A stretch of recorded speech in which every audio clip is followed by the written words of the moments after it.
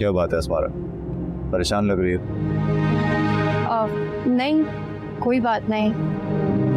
देखो हम दोस्त तो हैं ना, तुम जो चाहो शेयर कर सकती हो। जी कोई मसला ही नहीं तो क्या शेयर करूं? अस्मारा, मैं तुम्हारा चेहरा 1000 लोगों में भी पढ़ सकता हूँ, तो मुझे बेवकूफ़ बनाने की कोशिश मत करो। कुछ मसले ऐसे होते हैं जिन्हें बताने के बाद इंसान खुद ही शर्मिंदा हो जाता है।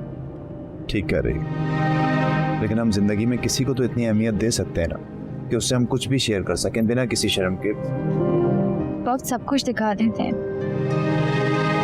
और तुम्हें भी पता चल जाएगा कि ऐसी कौन सी बात है जो मुझे हौसला ही नहीं दे रही है कि मैं तुम्हें बता सकूं। प्लीज मुझे उस पॉइंट पर मत लेकर आओ कि मैं शर्मिंदगी से अपना सर ही ना उठा पाऊं। ठीक है, तुम कहती हो तो मैं मान लेता हूँ, लेकिन तुम भी मेरी एक बात याद रखना, कोई भी प्रॉब्लम तुमसे बड़ा नहीं ना ही हो सकता। And you have always been very strong, बचपन से देखता आए हैं तो अपनी ये क्वालिटी इंटैक्ट रखना। मैंने हमेशा तुम्हारी इस क्वालिटी को एडमायर किया और करता रहूं।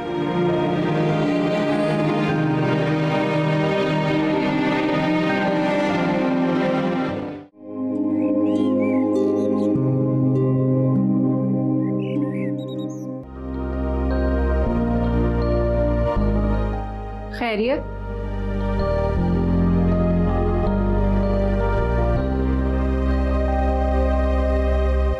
बहुत ही खुशगवार मूड में आया था मैं यहाँ पर, लेकिन तुम्हारी बहन ने चिड़चिड़ करके सारा ही खराब कर दिया। चिड़चिड़ किसने की? फरवा ने? वो तो बहुत मासूम है। मासूम? मुझे घर पर आते ही कहती है कि प्लीज आपस में मत लड़िएगा, अबू भी सो रहे हैं, सीज फायर करवाने वाला कोई भी नहीं। अच्छा छोड़ो, वो बच्ची है, कह दिया तो जाने दो। हारिस आया था अपनी शादी का कार्ड देने। मैं तुम्हें कुछ पैसे दे रहा हूं, शादी के लिए कपड़े खरीद लेना, और हाँ अपना ख्याल रखना, तुम्हारी तबीयत ठीक नहीं है, ज्यादा देर फंक्शन अटेंड मत करना। चलो। अस्मारा कपड़े दिलवा चुकी है। तो कुछ और ले लेना, ज्वेलरी ले लेना, और वो अपनी छोटी को भी शॉपिंग करा देना। फरवा को? Thank you. You are welcome. अरे वाह फरहान भाई, आपने तो वाकई मेरी बात मान ली और आपस से लड़े नहीं। आप कितने अच्छे लग रहे हो दोनों हंसते हुए।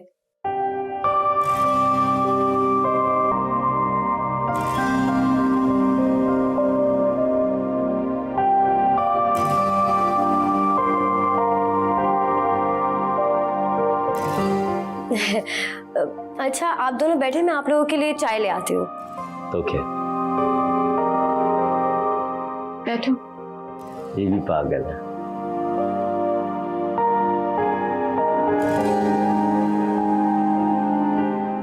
तुम्हारी तबीयत कैसी है? सही है बस। वापस घर कब आ रही हो? सोचा नहीं है इस बारे में।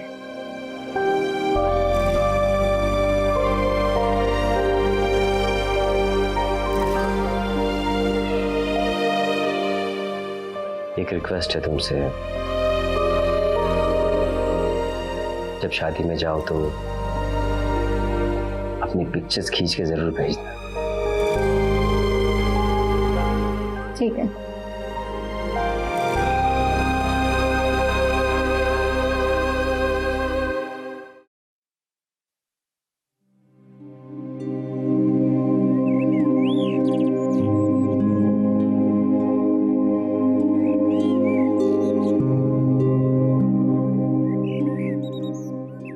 अस्सलाम वालेकुम अब्बा। वालेकुम अस्सलाम बेटी, कहाँ रह गई थी? मैं इतना परेशान हो रहा था। वो बाहर एक छोटा सा काम था। अब्बा अम्मा अभी तक नहीं आई? तुम उसे ढूंढने गई थी? देखो बेटा, मुझे सिर्फ अपनी बेटियों की फिक्र है, उसकी नहीं। वो जिस रास्ते पर चल पड़ी है वहां से वापसी नामुमकिन है, इसलिए उसकी फिक्र में अपने आप को हल्कान मत किया करो।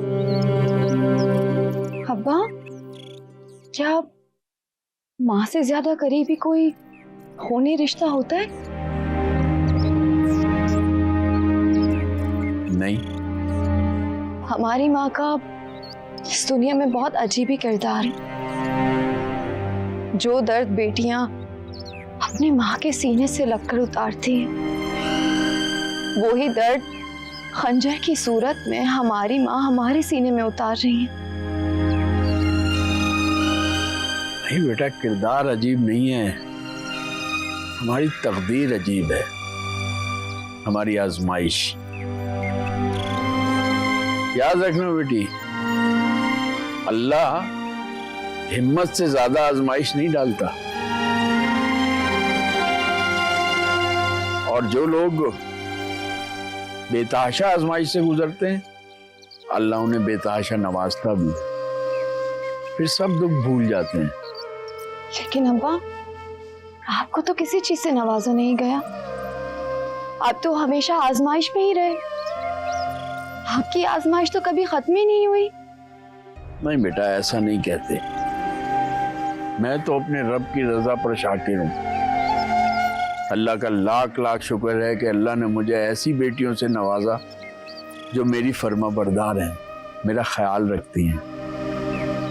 शायद बेटा होता तो इतना न संभालता,